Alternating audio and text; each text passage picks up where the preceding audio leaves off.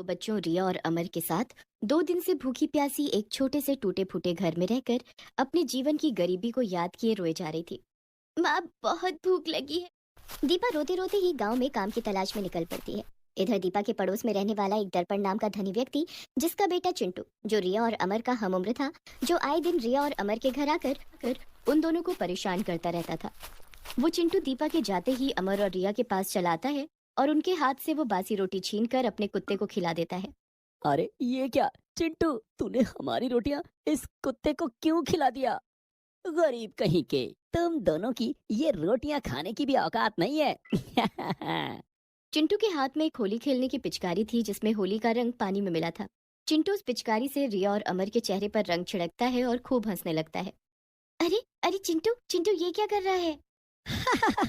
ये देखो, इतनी महंगी पिचकारी देखी है कभी? ये मेरे पिताजी ने मुझे दिलवाई है। अरे तुम दोनों की कहाँ औकात कि तुम इतनी महंगी पिचकारी ले सको। अब देखना, 2 दिन बाद जब होली आएगी तो हम सब गांव के बच्चे मिलकर होली पर खूब मस्ती करेंगे, खूब रंग उड़ाएंगे, और तुम दोनों गरीब ऐसे ही अपनी सूरत उतारे हमें देखते रहना। रिया और अमर का इतना अपमान करके चिंटू अपने घर चला जाता है। भाई, 2 दिन बाद होली है, हमें ये पता ही नहीं, हम इस बार होली खेलेंगे ना भाई? हाँ, हम जरूर होली खेलेंगे इस बार। हम माँ से कहेंगे कि वो हमारे लिए होली का सामान ले आए, ताकि हम भी गांव के बच्चों के साथ होली खेलने का मजा ले सकें। शाम के समय दीपा अपने घर आती है। तभी रिया और अमर दीपा को उस चिंटू की सारी करतूतों के बारे में बताते हैं। ये सुनकर दीपा गुस्से में आग बबूला होकर दर्पण के घर आती है और दर्पण को उसके बेटे चिंटू की हर हरकत के बारे में बताने लगती है।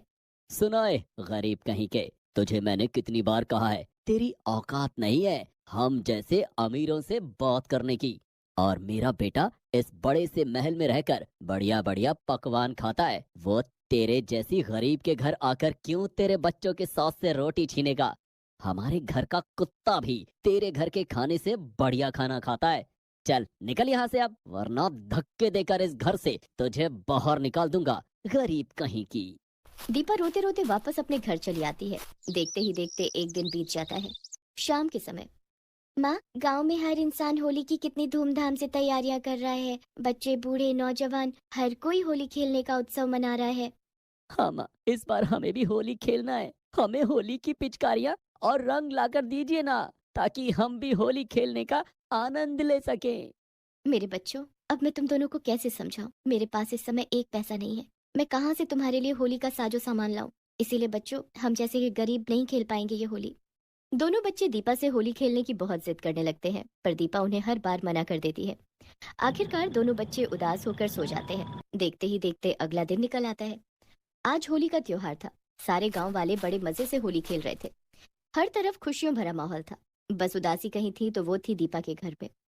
उसके दोनों बच्चे उदास अपने घर के आंगन में बैठे गांव के बच्चों और लोगों को होली खेलता देख रहे थे। अपने बच्चों को ऐसे उदास देखकर दीपा की आंखें नम हो जाती हैं। मेरे बच्चे कितने उदास हो गए और मैं उनकी माँ होकर उनके लिए कुछ नहीं कर पा रही हूँ। ऐ भगवान, मुझे शक्ति दे ताकि मैं अपने बच्चों की जिंदगी में आई इस उदासी को खुशियों में बदल सकूं। दीपा घर से बाहर गांव में चली आती है। तभी दीपा की नजर एक दुकान पर पड़ती है, जहां एक ट्रक था जिसमें अनाज की कई सारी बोरियां रखी हुई थी। ये देखकर दीपा उस दुकान मालिक से मिन्नतें करती है कि वो अनाज की बोरियां निकालने का काम उसे दे दे। तभी दुकान मालिक दीपा को वो काम दे देता है। अब दीपा जल्दी जल्दी वो सारी बोरियां ट्रक से निकाल कर उस दुकान में रख देती है, जिसके बदले दुकान का मालिक दीपा को 20 रुपए देता है। चलो, अब मैं इन पैसों से अपने बच्चों के लिए होली का सामान खरीद कर ले जाती हूँ। दीपा एक दुकान में आती है जहाँ उसे 20 रुपए में केवल एक ही पिचकारी मिलती है। वो पिचकारी लेकर दीपा अपने बच्चों के पास आती है और उन्हें दे देती है। माँ, मेरी पिचकारी कहाँ है? मुझे भी पिचकारी दो ना। अमर बेटा, अभी तो एक ही पिचकारी है, तुम दोनों इसी से होली खेल लो। दोनों बच्चे होली खेलने के लिए बड़े ही उत्साहित थे। वो दोनों उस पिचकारी में पानी भरते हैं और एक दूसरे के ऊपर पानी फेंक कर होली खेलने का आनंद लेते हैं। तभी चिंटू उन्हें देखता है। अच्छा, तो ये दोनों पिचकारी से होली खेल रहे हैं। चलो, मैं इनकी ये पिचकारी इनसे छीन लेता हूँ। चिंटू दौड़ता हुआ जाता है और अमर के हाथ से वो पिचकारी छीनकर वहां से भाग जाता है। उसके पीछे पीछे अमर, रिया और दीपा तीनों दौड़ते हुए जाते हैं और दर्पण के घर के बाहर खड़े रह जाते हैं। ए चिंटू, बाहर निकल, मेरी बच्ची की पिचकारी उसे लौटा दे। बाहर आ चिंटू। चिंटू घर के अंदर भाग चुका था। उस समय दर्पण भी अपने घर में नहीं था। तभी चिंटू अपने घर की छत पर खड़े रहकर रिया और अमर के चेहरे पर पानी से भरे गुब्बारे फेंकता है। माँ, देखिए वो चिंटू ने मुझ पर गुब्बारा फेंका। गरीब कहीं के, होली खेलना है तुम्हें? ये लो। चिंटू लगातार तीनों को पानी से भरे गुब्बारे फेंककर मारता जाता है। तभी अचानक मस्ती करते करते चिंटू का पैर फिसल जाता है और वो सीधे छत से नीचे की ओर गिर जाता है, जिसके बाद चिंटू को बहुत गहरी चोट लग चुकी थी। उसके शरीर से बहुत खून भी बह रहा था। दीपा चिंटू को अपनी गोद में उठाकर दौड़ती हुई हॉस्पिटल आती है, जहां डॉक्टर चिंटू का चेकअप करते हैं। तभी डॉक्टर दीपा से कहते हैं, देखिए, चिंटू के शरीर से बहुत खून बह चुका है। इसके कारण ये बेहोश भी हो गया है। अगर इसे तुरंत ओ पॉजिटिव खून नहीं मिला तो इसकी जान भी जा सकती है। ओ पॉजिटिव खून तो मेरा है डॉक्टर, आप मेरा खून ले लीजिए, पर इस बच्चे की जान बचा लीजिए। इस बच्चे को कुछ नहीं होना चाहिए डॉक्टर। तभी डॉक्टर दीपा का खून लेते हैं और चिंटू को लगाते हैं। थोड़े समय बाद चिंटू खतरे से बाहर हो जाता है। ये देखकर दीपा की जान में जान आती है। दीपा जैसे ही बाहर आती है, तभी दर्पण दौड़ता हुआ हॉस्पिटल आता है। तेरी हिम्मत कैसे हुई दीपा, मेरे बच्चे को नुकसान पहुंचाने की? अगर मेरे बच्चे को कुछ हुआ ना तो मैं तुझे और तेरे दोनों बच्चों को जान से मार दूंगा।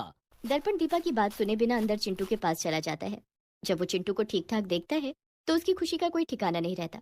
इधर दीपा अपने दोनों बच्चों को लेकर अपने घर चली जाती है। उस दीपा को मैं छोड़ूंगा नहीं। उसने मेरे बच्चे की ये हालत की, उसे तो मैं पुलिस के हवाले करके रहूंगा। ये बात सुनकर चिंटू दर्पण को सारी बात विस्तार से बताता है। हाँ दर्पण भाई, आपके बेटे चिंटू की जान बचाना नामुमकिन था। अगर दीपा बहन चिंटू को अपना खून ना देती तो शायद आज आपका बेटा नहीं बच पाता। ये बात सुनकर दर्पण की आंखें भर आती हैं और वो चिंटू को लेकर दीपा के घर आता है। मुझे माफ कर दीजिए दीपा बहन, मैंने आपका इतना अपमान किया, आपको इतनी गालियां दी, फिर भी आपने एक माँ की तरह मेरे बच्चे की जान बचाई। आज अगर मेरी माँ जिंदा होती तो शायद वो भी मेरे लिए ये नहीं कर पाती थी जो आज आपने किया है। नहीं मेरे बच्चे, एक माँ का जिगर और हिम्मत बहुत बड़ी होती है। एक माँ अपने बच्चों के लिए वो कर सकती है जो दुनिया का कोई इंसान नहीं कर सकता। और क्या हुआ चिंटू, अगर तेरी माँ नहीं है तो? मैं तो हूँ ना, तेरी माँ नहीं पर माँ जैसी तो हूँ। ये सुनकर चिंटू दीपा के गले लगकर बहुत रोने लगता है। तभी दर्पण दीपा और उसके दोनों बच्चों को लेकर हमेशा के लिए अपने बड़े से घर में लेकर चला जाता है। और उसके बाद दीपा, दर्पण और सब एक साथ मिलकर खुशी खुशी होली खेलते हैं। होली का ये त्योहार दीपा के जीवन में खुशियों की बहार ले आया था।